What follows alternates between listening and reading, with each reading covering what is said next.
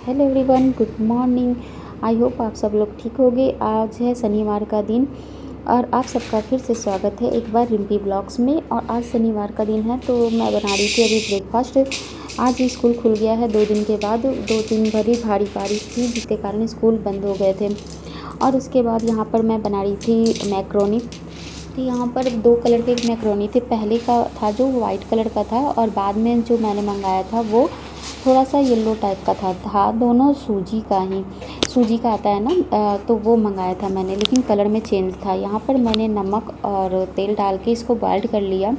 और जब तक मैं टमाटर और प्याज को कट कर लूँगी। और यहाँ पर मैं प्याज को कट कर ली थी और टमाटर का पेस्ट तैयार कर ली थी। टमाटर में ही लहसुन, अदरक और जीरा को मैंने पीस लिया था।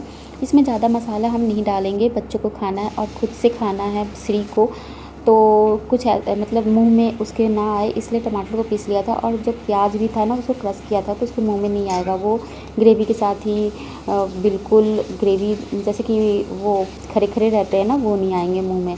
और बस मैगी मसाला ऐड किया था और हल्दी नमक, और कुछ कोई भी मसाला ऐड नहीं करेंगे ना। मैंने मिर्च डाला क्योंकि मैगी मसाला में ऑलरेडी मिर्च होता है और थोड़ा सा भी मिर्च होगा ना तो फिर बच्चे नहीं खाते हैं।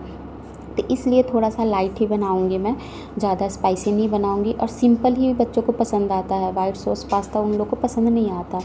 तो ये घरेलू जो बनते हैं मसाले से वैसे ही उन लोग को पसंद आता है, इसलिए मैं इसी तरीके से बनाती हूँ।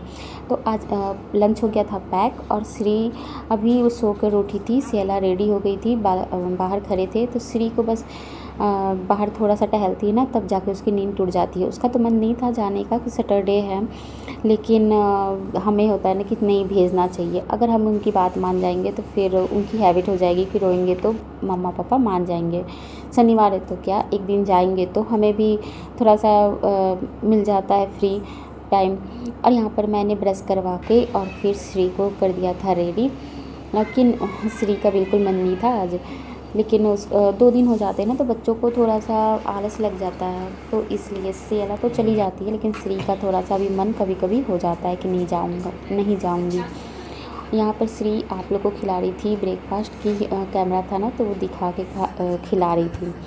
और हमारी चल रही थी चाय, तो बस उसी के साथ कुछ टाइम मिलता है तो बैठ के चाय पी लेते हैं और उसे मैं खिला भी देती हूँ।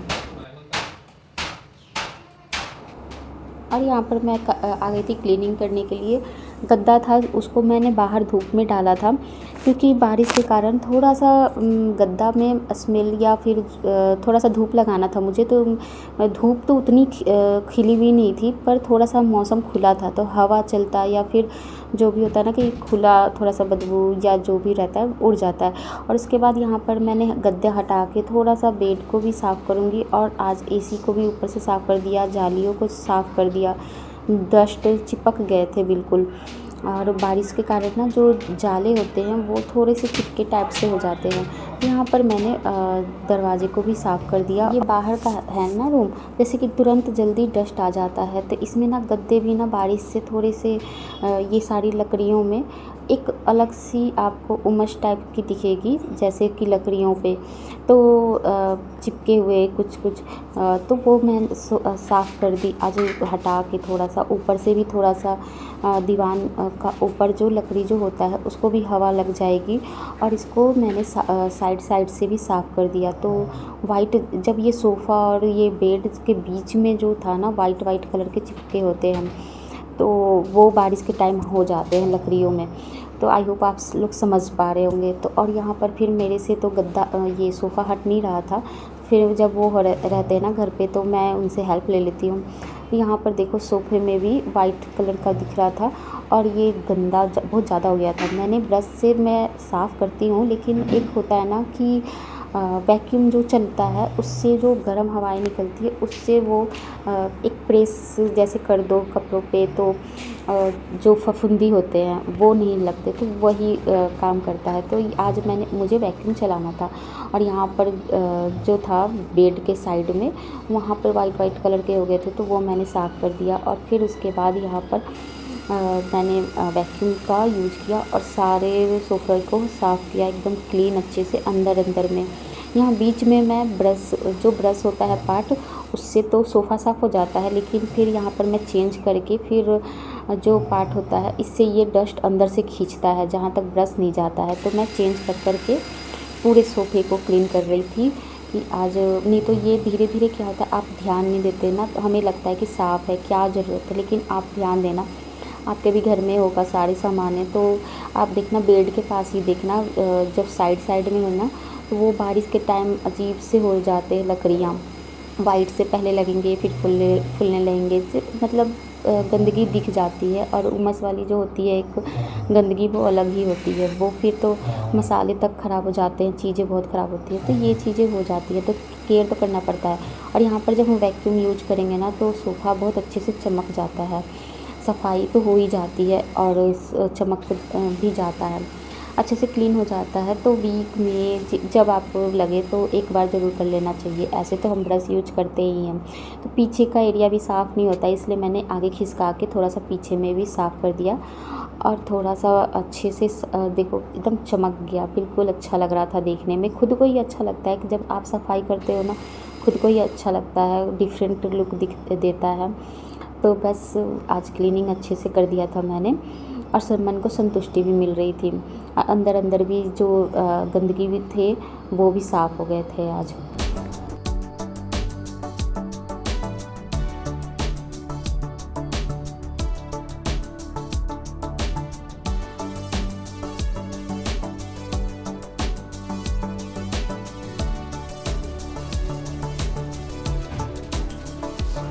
फिर आती है बारी झाड़ू लगाने की, तो अंदर से मैंने झाड़ू लगा दिया और जाले को भी साफ़ करती जा रही थी दीवार पर से। और ये वॉलपेपर जो होता है ना, बहुत ख़राब भी हो गया था, गंदा सा अब लगने लगा था, इसको चेंज करना है। अब दिवाली आ रही है ना, उस अब चेंज करूँगी। और यहाँ पर फिर मैंने सारे झाड़ू लगा दिया था, सारे रूमों में गंदा बहुत ज़्यादा निकल गया था, पीछे ज़्यादा डस्ट हो गया था, बच्चे रहते तो ऐसे भी गंदा हो ही जाता है। फिर बैठ के पोछा लगा रही थी कि क्योंकि मुझे ये कॉर्नर में भी साफ़ करना था, जो फिर मोप से नहीं लग पाता, इसलिए मैंने आज बैठ के ही थोड़ा सा क्लीनिंग, जब अच्छे से कर रहे हैं तो फिर चलो सकती है तब तक यूज कर लेते हैं। तो फिर यहाँ पर मैंने बैठ के अच्छे से क्लीनिंग कर लिया था और सारे रूमों में फिर पोछा अच्छे से लगा दिया था। जब हम एक रूम को लेते हैं ना कि आज मुझे इस रूम को ज़्यादा टाइम देना है, तो वहाँ पर थोड़ा सा ज़्यादा टाइम देकर सफाई करते हैं और दूसरी जगह जल्दी जल्दी झाड़ू पोछा कर लेते हैं, ये होता है। तो बस आज मैंने पोछा लगा दिया था, फिर उनसे मैंने पोछा पीछे करवा दिया था सोफ़ा और फिर वहाँ भी पोछा लगा दिया था। और फिर वो रेडी हो गए थे, उनको ऑफ़िस के लिए निकलना था, तो फिर मैंने नाश्ता तो कर लिए थे, फिर चाय मैं बना के लाई थी। अब मैं यहाँ पर थोड़ी देर बैठूँगी, इतने काम करने के बाद ना थोड़ा सा रेस्ट ले रही थी, शरीर थक गया था थोड़ा सा, और ये भी निकल जाएंगे ना फिर आगे का काम करूँगी, इसलिए फिर मैंने सोचा कि बाद में थोड़ी देर बाद नहाते हैं।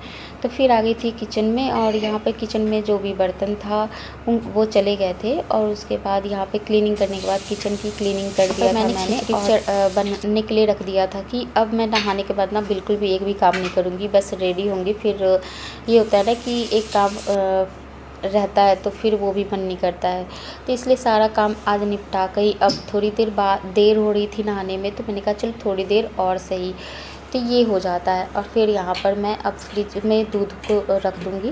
किचन का और क्लीनिंग का सारा काम निपटाने के बाद मैं चली गई थी नहाने के लिए।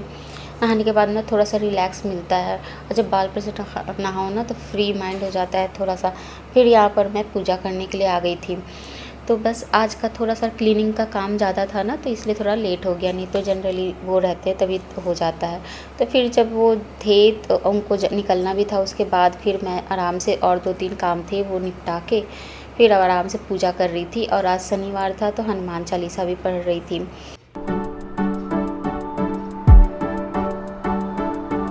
और बाहर फिर तुलसी जी में मैं दिया जला दूँगी। धूप बत्ती रखती हूँ, दिया नहीं रखती हूँ बाहर, धूप बत्ती जला देती हूँ बस, और जल डाल देती हूँ।